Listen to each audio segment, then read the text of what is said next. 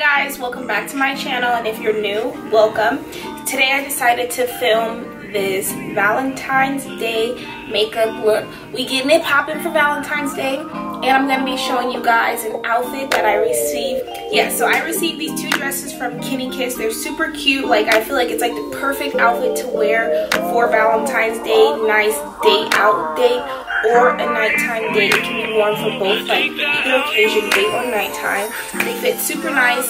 They got here super quick. You can order them on Amazon. There is they have a store, an Amazon store based in the US, and they have another store based in Europe, so that's good. If you are not in the US, you can still, you know, purchase these items. They have a lot of different stuff. They have like some cute lingerie on there. They got some cute tops, just everything.